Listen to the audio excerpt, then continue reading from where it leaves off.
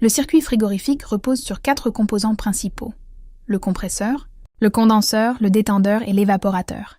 Le fluide frigorigène circule en boucle fermée grâce à 3 lignes de liaison: la ligne de refoulement, la ligne liquide et la ligne d'aspiration. Chaque composant transforme la pression, la température ou l'état du fluide afin de transférer les calories pour refroidir efficacement.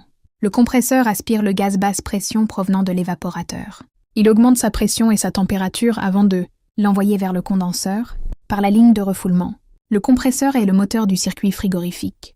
Le condenseur reçoit les gaz chauds, haute pression venant du compresseur.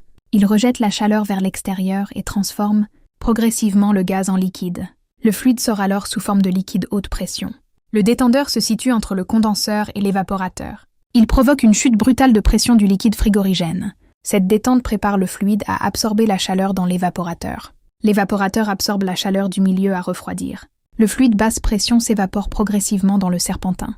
À la sortie de l'évaporateur, le fluide devient un gaz aspiré par le compresseur. La ligne de refoulement relie la sortie du compresseur à l'entrée du condenseur. Elle transporte un gaz chaud haute pression. Cette ligne fonctionne à température et pression élevée. La ligne liquide relie la sortie du condenseur à l'entrée du détendeur. Elle transporte le liquide frigorigène haute pression.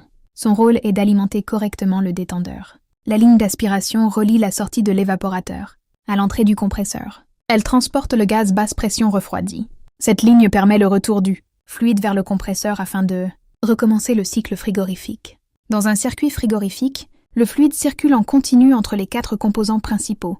Compression, condensation, détente et évaporation permettent le transfert des calories d'un milieu vers un autre. Le respect des pressions, des températures et du sens de circulation est essentiel au bon fonctionnement du système frigorifique.